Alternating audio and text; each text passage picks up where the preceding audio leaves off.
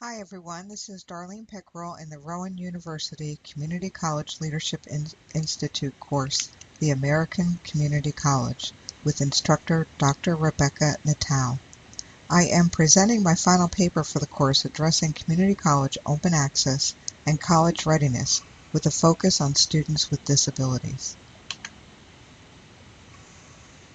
After World War II, community colleges opened their doors to the new students, minorities, women, and underprepared students, who wished to increase their socioeconomic status in the job market. The GI Bill, offering financial aid for tuition and housing, increased the enrollment boom in community colleges. Increasing financial aid further opened the door to non-traditional students entering community colleges.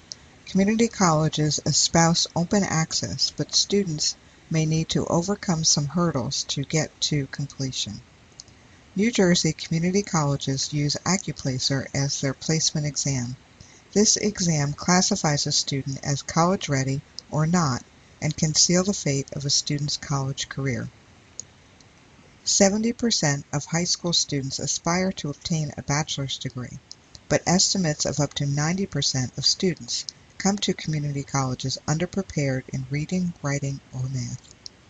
According to the U.S. Department of Education, Institute of Educational Services, National Center for Educational Statistics, in 2013, over 10% of students entering post-secondary education self-identified with a disability and may need accommodations to be successful in college. There is no consensus on what skills are needed to complete post-secondary coursework. However, we continue to test students and place those considered to be not college-ready in remedial courses. The HSPA High School Proficiency Assessment, taken in 8th grade, and the HSPT High School Proficiency Tests are assessments for K-12. Accuplacer is used by New Jersey community colleges to access college readiness and placement. The issue is the two tests do not correspond to each other. New Jersey adopted the Common Core State Standards in 2010 and will use the PARCC assessments, Partnerships for Assessment and Readiness in College and Careers, for secondary schools, eliminating the need for community colleges to use Accuplacer to retest students upon entrance in community colleges right out of high school. The Accuplacer may still need to be used for returning students who have not been in high school for a period of time. Currently, 42% of public college applicants place into remedial education, making them less likely to complete their degree. Some solutions to improve college readiness and retention and completion of students include concurrent enrollment program or dual enrollment program, College Readiness Now grant, Johnson & Johnson Bridge to Employment, and other initiatives that help community colleges reach high school students before they graduate high school.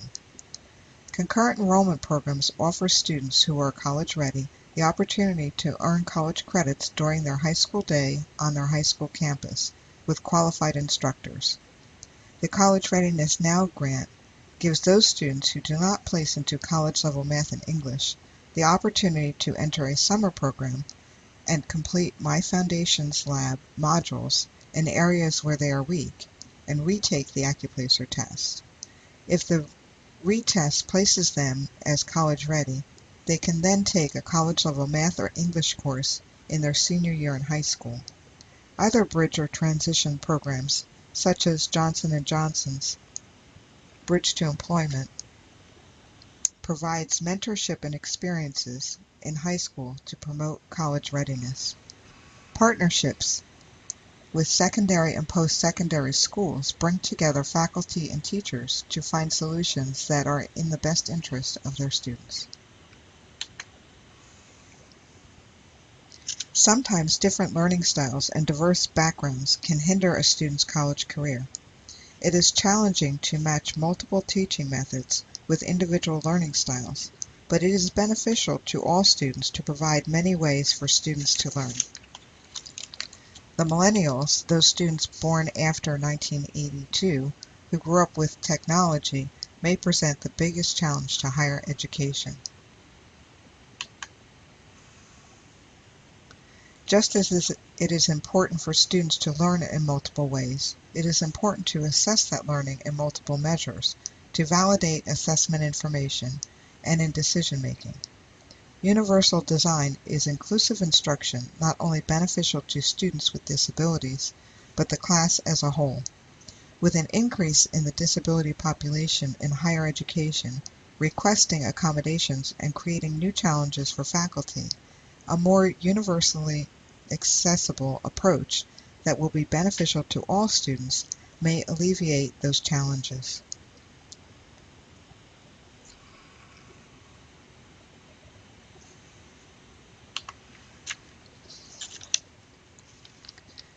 These services are beneficial to all students, but are particularly important to those students who need additional assistance in their college careers.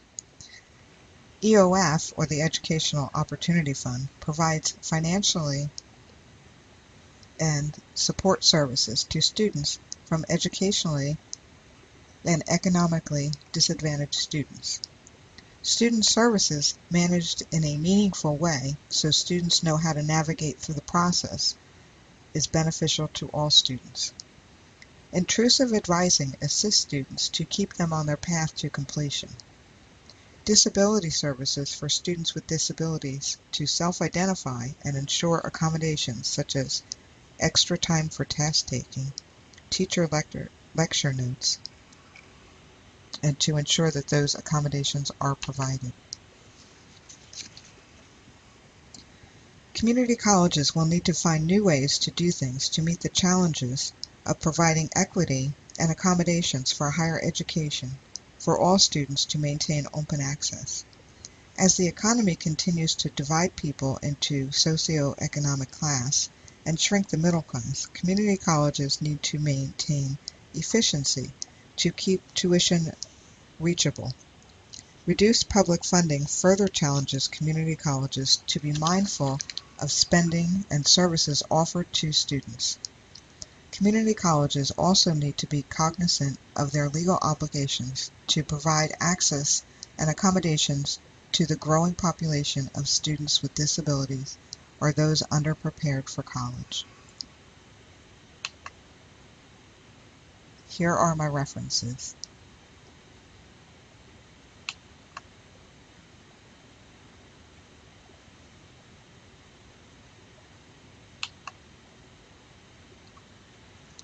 Thank you for watching my presentation.